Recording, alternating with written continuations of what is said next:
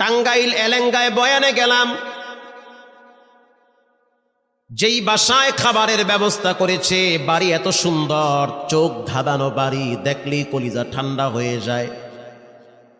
এবার বাড়ির মালিকের সাথে অনেক সময় গল্প হইল।